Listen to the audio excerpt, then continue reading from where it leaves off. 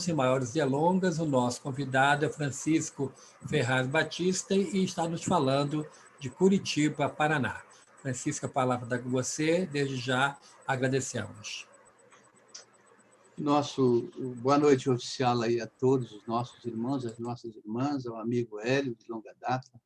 É uma alegria muito grande retornar a falar, né, na Casa de Batuíra, o que engrandece muito a nossa alma, porque conhecemos a tarefa e o trabalho de todos. Mas eu queria lhes fazer uma proposta para fazer uma viagem. E, pelo pensamento, nós podemos ir a qualquer lugar. E poderíamos, então, iniciar dizendo o seguinte: desde quando começou na Terra o serviço de adoração a Deus? E poderíamos dizer que o primeiro impulso da planta, do verme, na busca da luz, que instila o próprio ser, não é senão um anseio religioso da vida. Desse modo, reportando-nos às escolas iniciáticas dos tempos mais antigos, vamos encontrar no Antigo Egito as primeiras noções da imortalidade da alma, com avançadas concepções no campo da vida futura. Esse conhecimento notável, no entanto, ficou impedido de fazer morada no coração do povo da grande nação, ficou restrito aos corredores dos palácios dos faraós, ao círculo dos sacerdotes iniciáticos. Do Egito, nós vamos para a Índia, e na Índia dos Mahatmas, nós vamos verificar ali que existe um outro ensinamento notável para a humanidade, que é o ensinamento da roda da vida, ou conhecido hoje como a reencarnação. É nos diálogos maravilhosos de Krishna e Arjuna, e também encontramos na doutrina do meio de Gautama Sakyamuni, o Buda, exultante a reencarnação. Mas o espírito de castas é um divisionismo para a Índia, e apesar de o Senhor da Vida ser adorado por milhões de criaturas indiscutivelmente sinceras, esse espírito de castas impediu que esses conhecimentos fossem espalhados por todo o mundo da época. Da Índia, nós vamos para a Pérsia, território hoje do Irã, e lá encontramos a figura extraordinária de Zoroastro, o Zaratustra, que vai trazer para nós outro ensinamento notável da parte da divindade, consubstanciada nos seus mandamentos do zoroastrismo, dizendo para nós, no mandamento 5º, que todos nós, sem exceção, temos um dever inalienável com o bem comum, com o bem das pessoas. Mas generais é que fazem que essa nação passe para a história conhecida pelas conquistas de Dario e de Ciro, e esse conhecimento notável ficou também retido na memória. Da Pérsia, nós vamos para a China antiga e milenária. E ali surgem dois outros ensinamentos também extraordinários, de que todos nós, sem exceção, precisamos ser simples e solidários. O ensinamento da simplicidade e da solidariedade, que pulula na doutrina de Lao Tse, fundador do taoísmo, do grande imperador Forri e de Confúcio, conhecido no mundo ocidental como Confúcio. Mas o espírito de divisionismo também lá impera, e a China passa para a posteridade apenas pela lembrança das grandes muralhas. Da China, vamos para o continente europeu, para a Grécia, e é ali no Monte Olimpo que vamos encontrar entronizada a filosofia, a beleza e a arte, e vão surgir espíritos notáveis nos esplendores de Aristóteles, de Sócrates, de Platão, de Tales de Mileto e tantos outros. E o conhecimento da filosofia que domina o pensamento para descortinar um mundo novo é, de fato, uma influência muito grande nos povos mais vizinhos. Mas Esparta sobrepuja Atenas. E o poder bélico é que acaba vencendo na posteridade do futuro. Da Grécia, nós vamos para Israel. E ali, no coração da grande nação dos hebreus, vamos encontrar figuras notáveis a partir do grande patriarca Abraão e outros profetas que foram se sucedendo na história do povo, dentre eles Moisés, também um patriarca, que vai trazer à Terra a manifestação das primeiras leis divinas ou naturais que conhecemos, como o Decálogo ou os 10 Mandamentos. Mas o orgulho é uma chaga viva no coração do povo, e esse conhecimento fica retido em meio à sua própria nação. De Israel, nós vamos para Roma. E Roma ascende ao palco do mundo com uma tarefa, nos dirá o Espírito Emmanuel, na obra A Caminho da Luz, psicografado por Francisco Cano Xavier, que era de, apesar das conquistas, organizar os povos e dar a eles independência. E conhecemos a história de Roma. O primeiro grande imperador, governador da Gália, Júlio César, é aquele que vai se tornar o primeiro grande conquistador de Roma, estendendo as suas fronteiras, para que Roma exultasse como o grande império da terra. Outros imperadores foram se sucedendo. Era um período de conquistas. Mas ali também em Roma vamos ver, apesar de que o Espírito Emmanuel vai nos dizer que nenhuma outra nação, tanto os gênios da flagelação e da morte se reuniram juntos, vai surgir ali o direito, que já tinha experimentação na Grécia Antiga, nas polis da Grécia, na tradição da família, o chamado direito de sucessão. É agora em Roma que o direito vai ser entronizado como uma cultura da humanidade. Ali surgirão grandes legisladores, entre eles Cícero e outros mais, e apesar dos domínios que sempre aconteciam da parte dos imperadores, haviam normas de conduta que eram mais próximas do povo, permitindo, então, ao povo a proteção do Estado romano. Dentre essas normas, havia uma muito curiosa, ou seja, os povos conquistados, apesar de serem agora um território romano, as suas crenças deveriam ser respeitadas.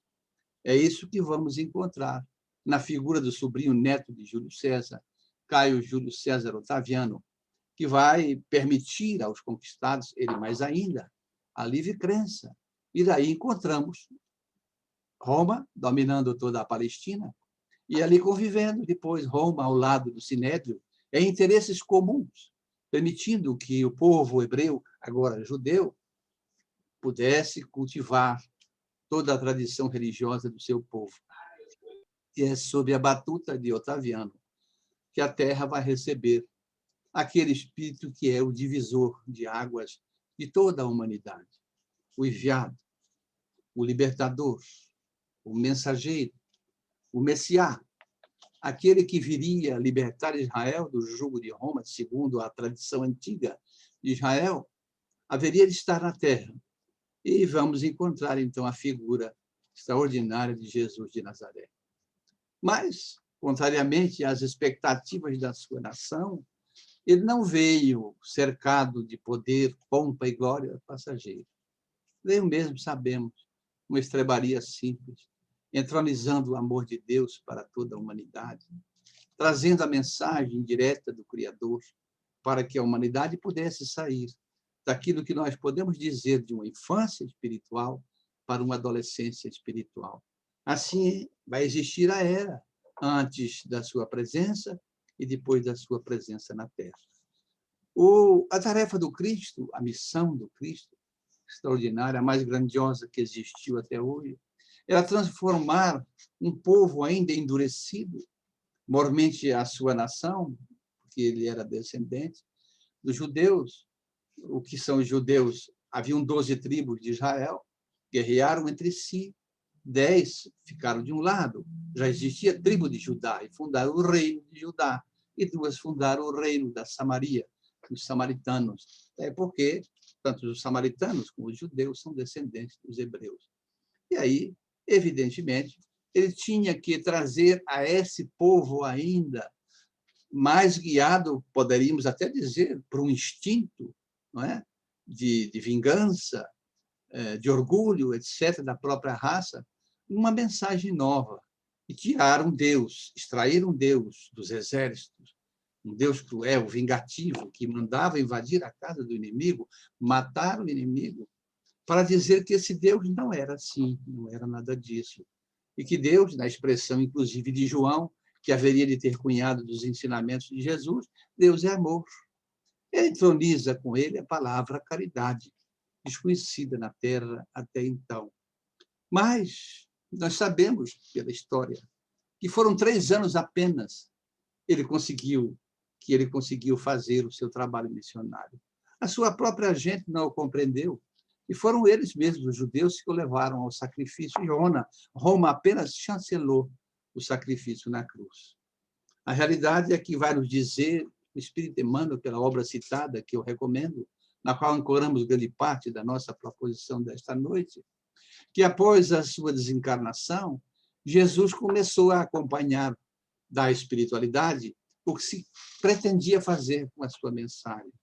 Percebeu ele que um véu seria adensado, lentamente, mas adensado, a fim de que a sua mensagem fosse esquecida de fato.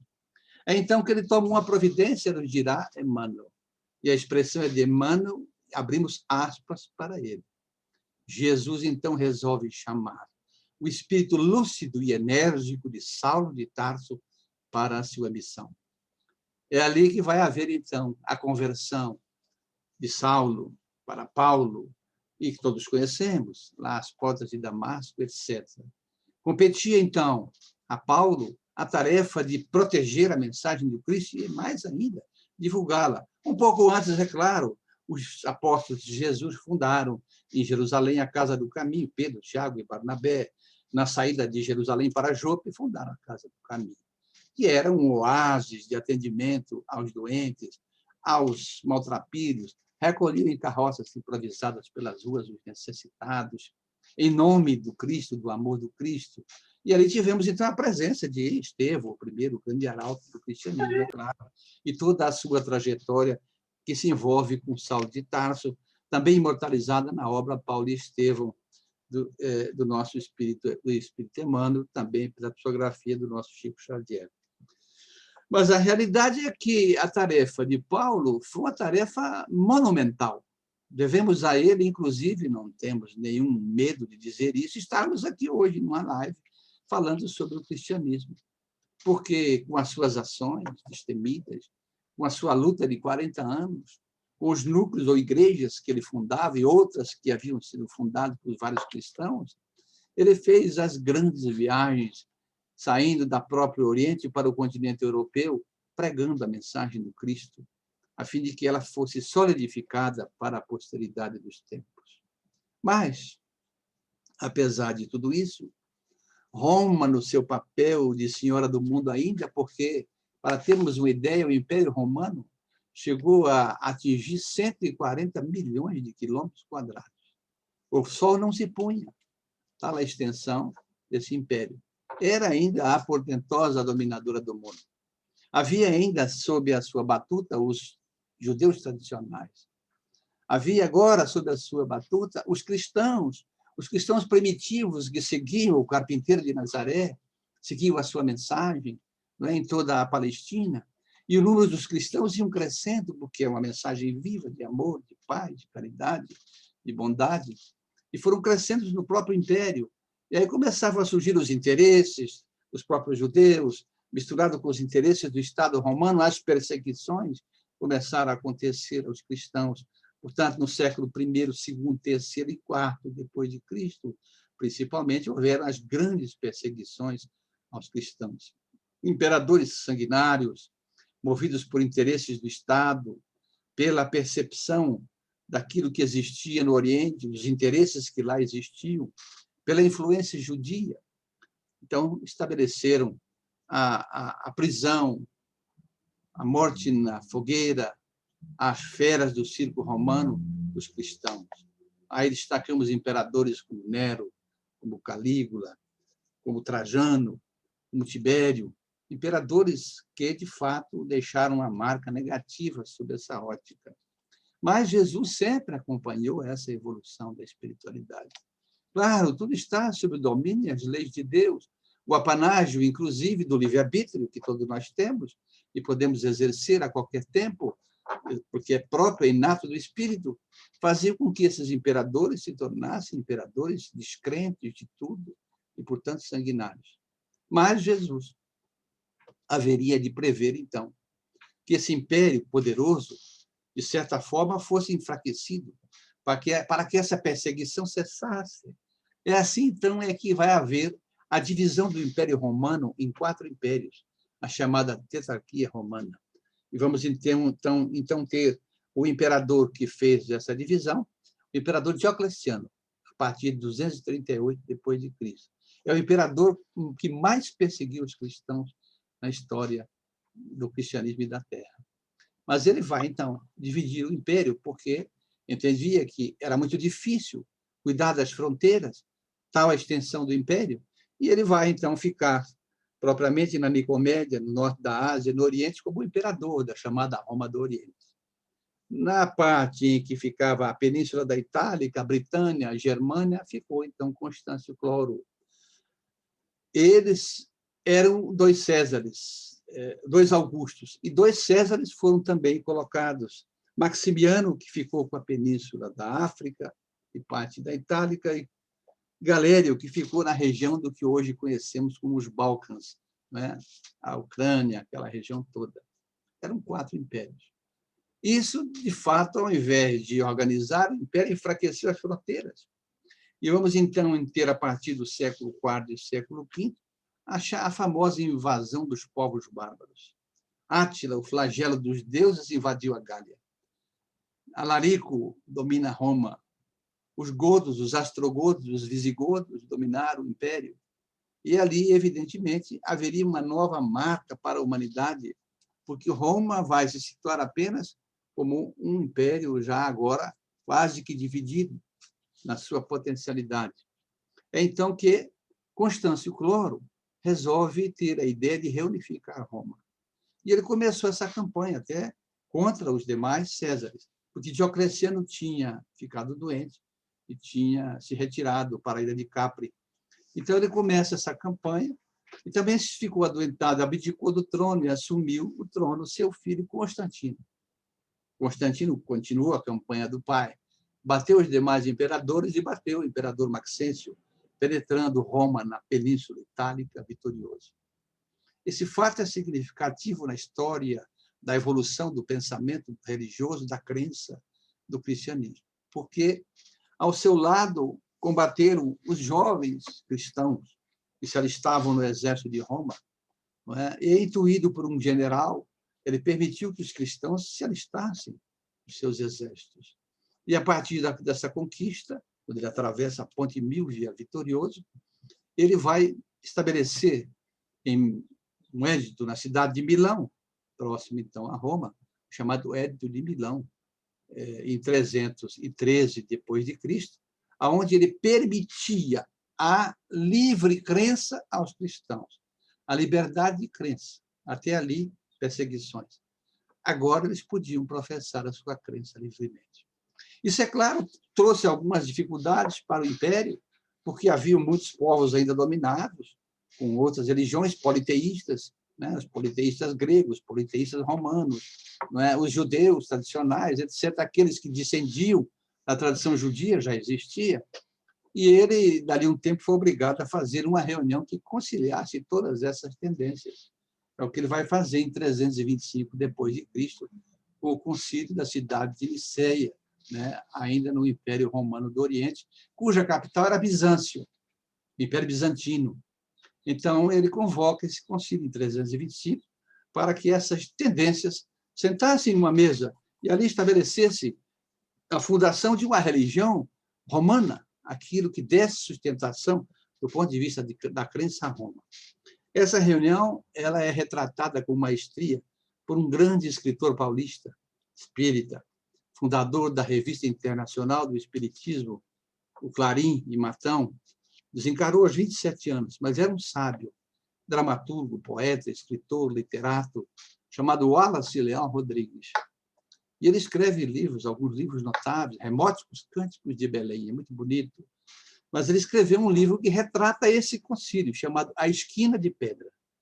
É nesse livro que ele conta todas as ocorrências, exatamente essa esquina, quando de um lado da esquina vai surgir um cristianismo de Estado, misturado aos sistemas clericais e religiosos, não há crítica nisso, isso é história. E, de outro lado, o cristianismo primitivo, se recolhe para outra banda. A reunião foi tensa, a tal ponto que o representante dos cristãos chamava-se Ário, o chamado vigário da região da Alexandria, que dá origem depois ao arianismo, pode ser consultado pelo Google e na internet. E ele se retira com os cristãos desse conclave, porque não concorda com o que está sendo tratado ali. 2 meses depois, ele é assassinado por essa ousadia. O que é que aconteceu nessa reunião? 2 coisas interessantes. A primeira, a fundação da Igreja Católica e Apostólica de Roma, romana. A segunda, estabeleceram-se ali um código, um livro religioso que sustentasse essa religião nova. Então, o que é que se fez em meio a esses debates? Grande parte da chamada Lei Antiga de Israel, esse conjunto de 76 livros, chamado Taná, ou às vezes se chama de Talmud, foi trazido para esse livro que surgiria, porque Jesus era judeu, descendente dos hebreus, de toda a tradição da linhagem de Davi, o segundo rei de Israel, o primeiro é Saul. Então surge esse primeiro livro, ou seja, essa parte primeira, que se inclui alguns livros da tradição de Israel, o livro de Reis, o livro de Esther, o livro de Enoque, vários profetas, e a Torá, os principais 5 livros de Moisés, o Pentateuco mosaico, é colocado, então, como um livro antigo, o Testamento antigo, um Antigo Testamento. E os ensinamentos de Jesus, já haviam os ensinamentos dos evangelistas, já com algumas adulterações, é claro, por causa da língua, foi colocado, então, como um testamento novo, partindo da Boa Nova, um Novo Testamento. É, então, nessa reunião que se dá o nome a esse livro, Bíblia Sagrada, Universal, porque nunca existiu Bíblia Sagrada antes do século IV,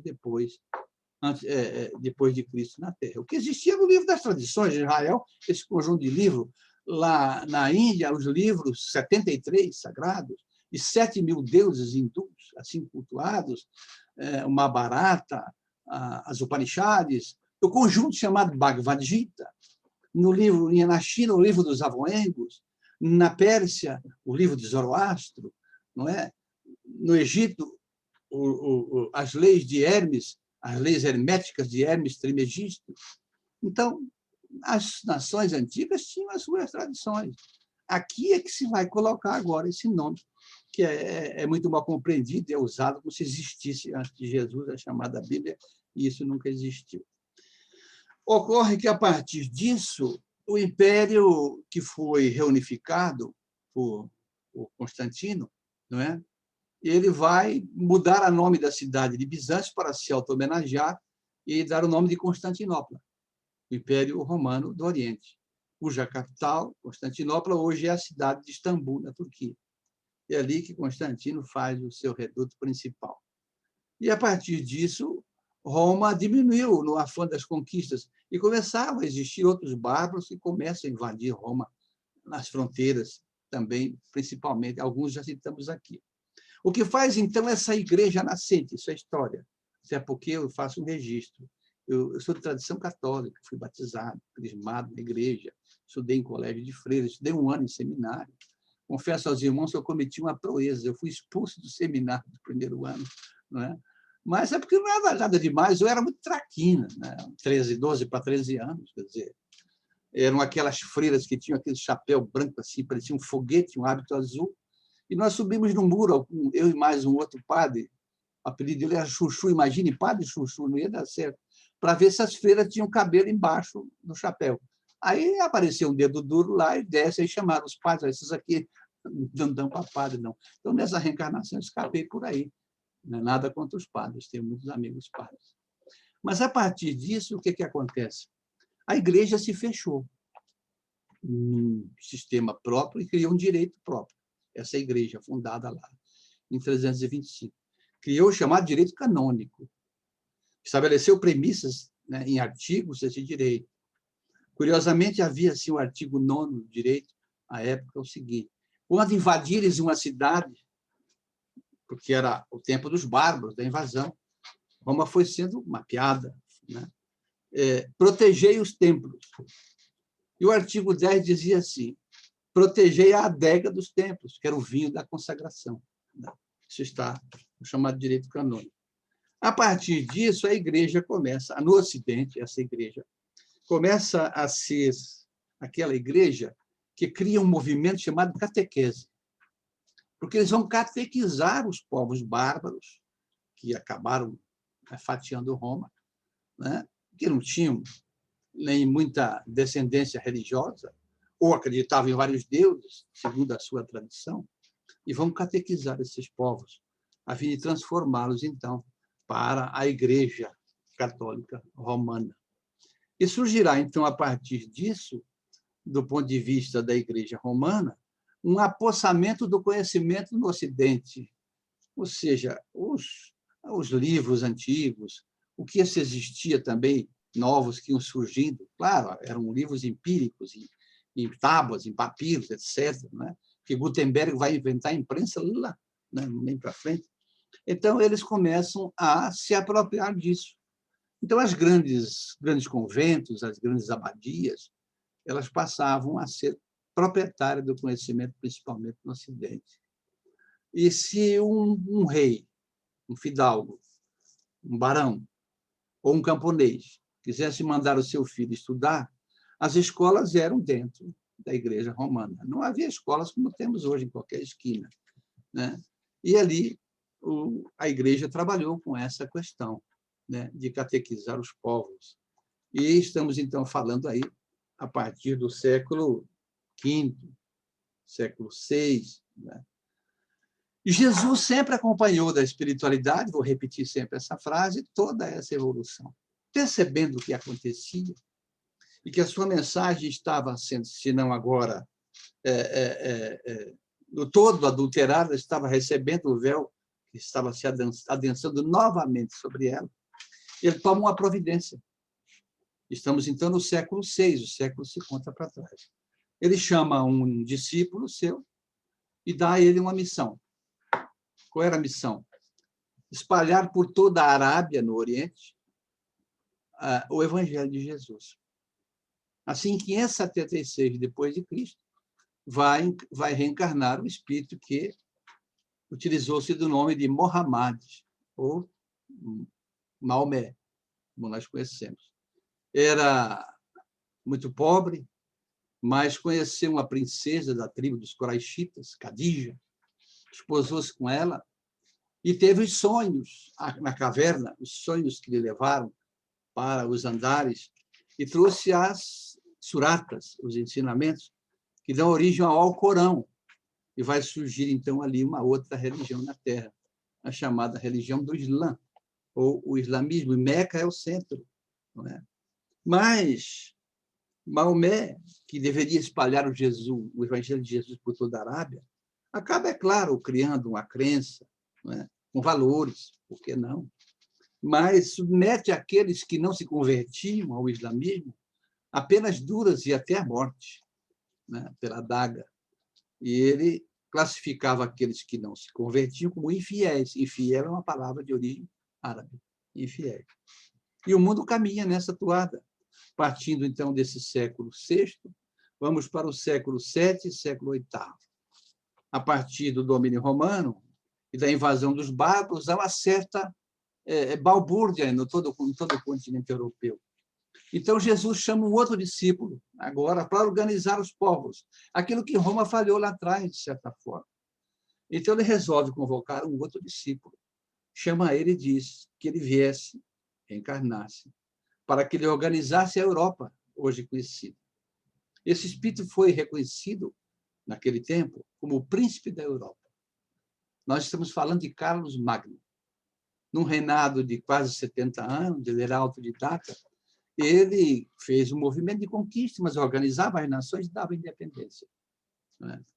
E ele, inclusive, quando vai à Itália, ele, que era um domínio que ele agregou, ele foi nomeado imperador, ou primeiro imperador do Império Sacro Romano. E quando ele se ajoelha na catedral para receber a coroa, ele olha para a nave assim e diz assim, Emmanuel nos relata na obra citada: eu já estive aqui antes. E vai nos dizer Emmanuel que o imperador Otaviano estava ali, na figura de Carlos Magno, recebendo agora o cetro do Sacro Império Romano. Não é? E Carlos Magno é extraordinário. Mas vamos atingir aí o século IX, oitavo e nono, e a Europa se ressente da invasão moura, que, atravessando o Estreito de Gibraltar, invade a Espanha, Portugal, parte de Portugal ali da Espanha, estabelece ali os árabes o seu domínio, com um domínio que durou muito tempo. Depois, um neto de Carlos Magno, né, Carlos Martel, filho de Pipino, é que vai invadir, ou seja, conter o avanço moro e empurrá-los de volta para os seus domínios e libertar a Europa. E o mundo caminha nessa toada. A crença passa a ser um domínio da Igreja no Ocidente, com todas essas situações. Não se admitia nada que não fosse aquilo que os intérpretes da Escritura diziam que poderia existir. Segundo o que eles interpretavam, é que deveria ser entendido. E vamos para o século IX, século X e século XI, em lutas sangrentas na formação do próprio continente europeu. E havia um interesse da Igreja de Roma por tudo aquilo que Jesus viveu, por onde ele andou, por onde ele passou, o que ele tocou, o que ele fez, o que ele deixou. Porque entendiam, então, os clérigos que aquilo era propriedade da Igreja de Roma. E, então, no século XI, o Papa Urbano II resolve, com dois nobres, Godofredo de Bulhão e Tancredo de Siracusa, estabelecer a primeira guerra das cruzadas, o primeiro exército, que vai para o Oriente para tentar dominar toda essa região e colocar como posse da Igreja, e lá estabelece, não é, o reino, a capital em Jerusalém, um reino cristão. E os combates são muito grandes. Foram 8 cruzadas. À época, foram mais de 16 milhões de pessoas que acabaram perecendo ao longo das 8 cruzadas. E a Igreja, então, pretendia esse domínio. Jesus acompanhando sempre. Resolve dar um basta nisso, nos dirá o Espírito Emmanuel. E convoca um grande apóstolo, dos seus apóstolos amados, e diz a ele, vamos dizer assim, na nossa linguagem, que fosse à Terra e mostrasse à Igreja o lado simples, da simplicidade da sua mensagem, né? O amor, a caridade. E aí vai, então, reencarnar esse apóstolo na Umbria, isolada, numa região pobre da Itália. E vamos, então, ter a presença de Francesco de Bernardone, ou Francisco de Assis. Conhecemos a história maravilhosa dele, né? E ele vai, inclusive, ao Oriente tentar pacificar as cruzadas, na Quarta Cruzada. Se entrevista com Saladino Moro, que chega a dizer, se os cristãos fossem igual a ele, não haveria guerra, né? Tentou fazer essa pacificação. Mas vai até Roma, e diante do Papa Urbano IV agora, ele pretende que a sua ordem seja reconhecida. Pés descalços, aqueles que lhe acompanhavam, Frei Leão e outros, é recebido pelo Papa e diz a ele o seu intento. O Papa, ao ver aquele homem, é impressionante a história, quando vamos ler, ele se ajoelha e reconhece a ordem de Francisco de Assis, que chegou a atingir 200 mil franciscanos. Mas o Espírito Emmanuel vai nos dizer que a Igreja não entendeu que a lição lhe dizia respeito. E essa situação vai perdurando, até que nós vamos para o século XIII. E o século XIII se conta para trás, porque começavam a surgir, dentro das próprias fileiras da Igreja, ideias novas, e intuições espirituais que nunca cessaram. Então, estamos em 1231, e o Papa é Gregório IX. Então, preocupado em não perder o poderio, né, da crença e da fé, ele estabelece um tribunal, o Tribunal do Santo Ofício, ou o Tribunal da Inquisição. Nos dirá o Espírito Emmanuel, também na obra citada. 300 anos de páginas negras e de dor. Esse tribunal não permitia nada daquilo que os donos do sistema religioso, da crença, agora no mundo ocidental, entendessem que era como se deveria interpretar. Mas não há como conter o avanço e o progresso da espiritualidade. É mesmo nas fileiras da Igreja que vão surgindo espíritos notáveis. que vinham dizer outras coisas. Médiuns extraordinários, como Santa Teresa d'Ávila, Santo Alfonso de Ligório, Santo Antônio de Lisboa, e outros, não é? Que deixaram uma marca viva de ações da espiritualidade. E vai surgir, evidentemente, no campo das ciências, no campo da cultura, do conhecimento, outros personagens, né? A esse tempo em que estamos falando, começaram a surgir as primeiras universidades, a de Bolonha, de Roma e Paris são as primeiras, e os primeiros professores universitários, o primeiro deles, inclusive, era um monge franciscano, e chamou-se Giordano Bruno. E ele tinha ideias notáveis e dizia que, interpretava as escrituras, os intérpretes, que a Terra era horizontal, era uma abóboda por cima, as estrelas dependuradas. Ele disse, não, existe um espaço infinito. Essas estrelas são astros que brilham na imensidão do universo. Resumindo, por causa do tempo, foi preso pelo Tribunal da Inquisição, foi queimado vivo na fogueira da Inquisição. Vai surgir um genial polonês, Nicolau Copérnico, que vai dizer que a Terra não é o centro do universo, a Igreja seguia esse sistema. E Ptolomeu, na Grécia, a Igreja é o centro do universo. Ele vai dizer, não, a Terra não é o centro. Ela faz parte de um sistema solar. O Sol é o centro desse sistema. O sistema é heliocêntrico. Dizem que ele só não foi queimado na fogueira da Inquisição porque ele era amigo pessoal do Papa de então. Surgirá um outro discípulo seu chamado Galileu Galilei, que, revivendo as teorias de Copérnico, vai dizer que a Terra ela gira em torno de um eixo, que ela tem movimento, que conhecemos hoje, translação, rotação. Foi preso pela fogueira da Inquisição, pelo Tribunal da Inquisição. Foi levado às barras dos tribunais, deram a palavra a ele, porque diziam que ele estava pervertendo a juventude, como Sócrates lá atrás foi acusado. Então, ele diz um dos seus biógrafos, que ele disse, desdisse, redisse, e não disse, ninguém entendeu nada, mas que no final ele falou bem baixinho, mas que a Terra se movimenta, se movimenta. Fizeram ouvidos de mercador, deram uma penitência para ele. A penitência é muito curiosa, está no livro Cristianismo e Espiritismo, de Leon Denis. Quem tiver curiosidade, está lá na parte final, a penitência Galileu. Mas o progresso não há como a gente parar. Essas ideias foram cada vez mais fazendo com que a crença que foi dominada por Roma pudesse libertar-se, a fim de que a humanidade pudesse, então, compreender melhor o Criador, compreender a si próprio melhor a criatura, a presença de Jesus, inclusive, na Terra. Isso é muito importante. E aí já vamos para o século XIV, não é? Onde começam a surgir outros enviados da divindade para exatamente trazer essa ideia dessa religião, que não é uma religião de domínio. E vai surgir, então, em 1372, reencarna na Boêmia, um espírito, né? Encaminhado pelo Cristo, e que chamou-se João Hus. Hus é pato, em boêmio, que era tcheco, hoje é checo e Eslováquia.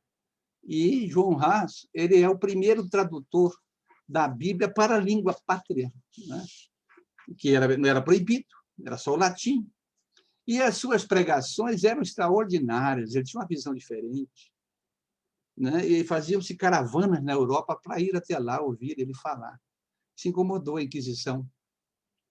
Ele tinha um outro amigo contemporâneo dele, Jerônimo de Praga, que também seguia essa tradição. E um pouco antes havia reencarnado uma outra alma notável, que recebeu o nome de John Wycliffe, que também era dissidente desse pensamento clerical fechado da Igreja, e que vai dar origem à fundação da Igreja Cristã da Inglaterra, o anglicanismo, John Wycliffe. É na fonte de John Wycliffe que João Hus bebe esses anseios de liberdade da crença, e Jerônimo de Praga também. E João Hus é chamado, então, às barras dos tribunais, deram-lhe um salvo-conduto, mas ele acabou sendo queimado vivo na fogueira da Inquisição. Quando ele estava sendo queimado, ele disse aos seus, né, carrascos, hoje queimais o pato, mas dia virá em que ele voará como cisne, tão mais alto que as vossas labaredas não poderão atingir. E o mundo vai nessa toada, então, para o século, né, 15, 16, os abusos da Igreja continuam, e é, de fato, o século XIV antes, que se conta para trás, e o século XV, que vão surgir os primeiros grandes cismas da Igreja. Em 1525, Martim Lutero funda o luteranismo, um brado de independência com o Vaticano, já conhecido, já existia. Era contrário à venda dos sacramentos, recebe a proteção do rei Carlos da Alemanha, né? E ele não vai, a chamada aos tribunais, ele não vai. E na Catedral de Wittenberg, na Alemanha, colocou lá uma bula de 95 artigos, dando brado de independência com o Vaticano. Um dos seus professores, Melanchthon, juntamente com Erasmo de Roterdã e Calvino, nos Países Baixos, ali da Escandinávia, a Holanda, né? na Noruega, etc., fundam a religião protestante. O protestantismo, assim conhecido, cristão, é outro cisma grande na Igreja, e começa a ver ser fatiado esse domínio. Mas essa situação haveria de acontecer também em todas as áreas do conhecimento humano. Por isso, o século XV alvorece, não é? Com o século XVI, porque 1500 já é início do século XVI, alvorece com a descoberta de um novo continente, através do genial genovês Cristóvão Colombo, né? Não que se deixe de falar que um pouco antes fora fundada em Portugal a Escola de Sagres, né? A Escola da Navegação, com o príncipe Dom Henrique, né? Era um outro discípulo de Jesus que vinha à Terra para fundar essa escola de navegação. E o século amanhece, então, com esse continente. O mapa mundi muda, porque não existia, era só a Europa, a Ásia, o Oriente, e não existia o continente americano. Quando ele, então, desce na ilha de Guantánamo, na América Central, toma posse da terra, em nome de Deus e dos reis da Espanha. Começa para o mundo uma nova modificação, uma nova visão. A partir disso, da descoberta da América, nós vamos ter a expressão de Emmanuel, que está na obra citada, abre aspas, Cristo localiza na América suas fecundas esperanças. De uma visão nova, inclusive da crença, de um mundo novo, de uma relação nova entre o fiel e o Senhor da vida, de uma relação nova do próprio Evangelho do Cristo, que estava sendo esquecido. Né? Mas Jesus tinha dito lá atrás no Consolador, né? Que ele enviaria um Consolador, que lembraria o que ele disse e revelaria, no tempo certo, outras coisas. Né? E isso, evidentemente, nós vamos ver que vai acontecer. No século, então, XVI, no século XVII, os países da Europa começam a se organizar melhor, a Inglaterra se organiza, né? E vai dar origem, logo no século XVII, à chamada Revolução Industrial, as relações entre o capital e o trabalho. Começam a reencarnar na França, nos dirá Emmanuel, velhos mestres de Atenas vão reencarnando na França, trazendo ideias de justiça social, ideias de crença libertária extraordinária, espíritos da figura de Jean-Jacques Rousseau, d'Alembert, Diderot, Quesnay, Jean-Marie Voltaire.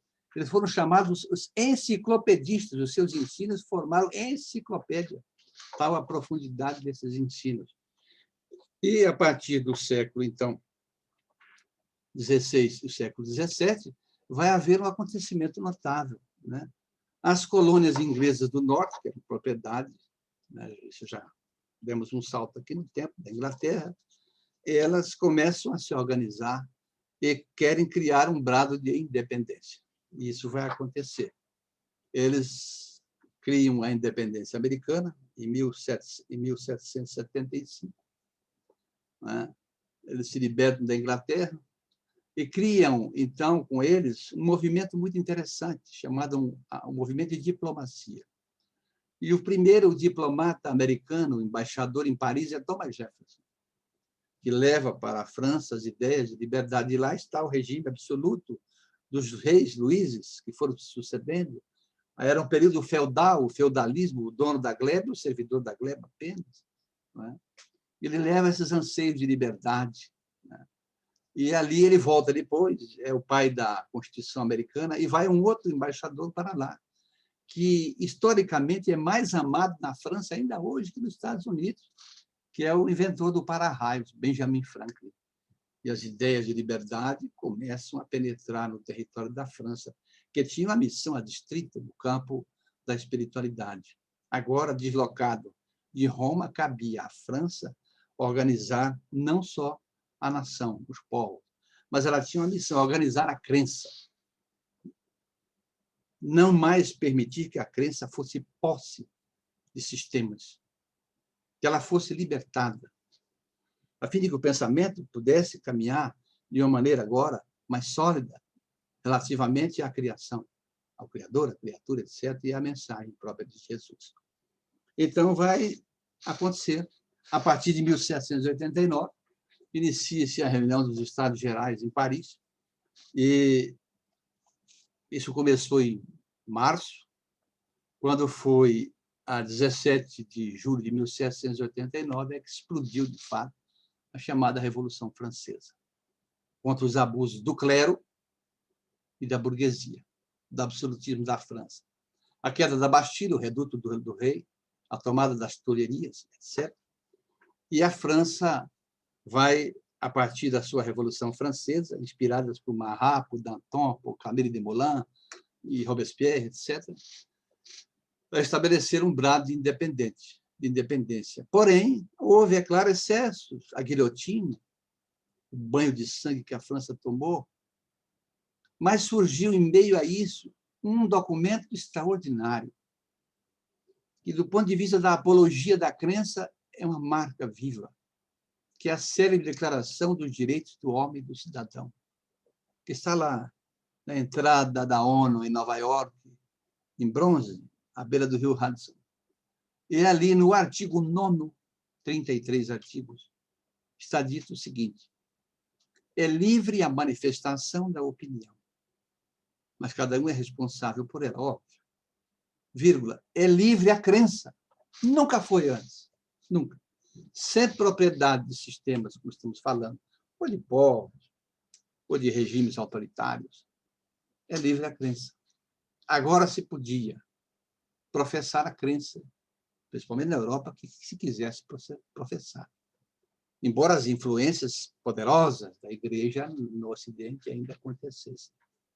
Esse fato é extraordinariamente importante, porque a França vai ser organizada inicialmente, nesse caos da guilhotina, por um humilde soldado corso, que assume o governo da França, depois se autoproclama imperador, que é Napoleão Bonaparte. Ele se consagra imperador em 3 de dezembro de 1804. Auto se proclama.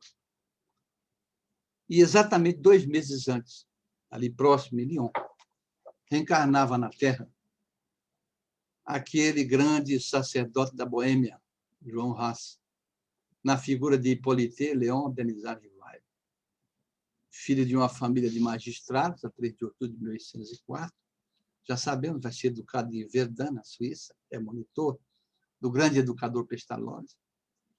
Volta para a França, vivendo toda essa situação, porque Napoleão, no movimento de conquistas, acabou sendo derrotado e preso, mas aí se fundou a República, e um sobrinho neto seu foi o presidente da República da França, mas depois ele também se proclama imperador da França, Napoleão III, e é nesse quadro de situações que encontramos o professor francês Hippolyte Léon Denisard Rivail, já na França, um mestre, que aos 27 anos de idade lançou um livro relativamente à educação na França, que era um homem culto, um sábio.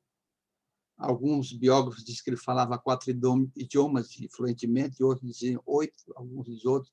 Né? Lemarie chega a dizer que ele ficava entre 4 e 8 por aí, mas era um sábio da humanidade. E já sabemos o que aconteceu. Com 50 anos de idade, ele é convidado por um amigo para assistir aquelas mesas girantes que haviam na França, que tinham vindo da América do Norte, condado de Rochette, em Radisville, o fenômeno dos raptos, das batidas, das pancadas, nós todos espíritas já conhecemos, não vamos perder tempo. E ele vai, então, depois, num terceiro convite, porque o segundo amigo, né, o senhor Carlotti, é quem vai lhe convidar 2 vezes, ele vai assistir essas sessões das mesas girantes na casa da Madame Plénon-Maison. Depois, 2 meses depois que ele assistia essas sessões na casa da Madame, ele cunhou uma frase de impacto extraordinário. Diz ele assim, aspas para o senhor Allan Kardec: percebi que ali havia a chave para todos os enigmas da humanidade. E, a partir dali, 1854 até 1869, ele vai dedicar toda a sua existência, praticamente restante, na codificação do Espiritismo, no cumprimento daquela profecia ou daquela promessa que Jesus fez lá atrás, na parábola do Consolador Prometido. E essa doutrina viria sob dois ângulos muito claros. O ângulo da lembrança, trazendo toda a historicidade da crença do cristianismo, dos tempos de Jesus, e o ângulo da revelação. Ou seja, era uma ideia nova, uma revelação nova. O que está enfechado na segunda parte do Livro dos Espíritos ali é que está a revelação espírita, nas questões 76 a 614. São 1.019 perguntas.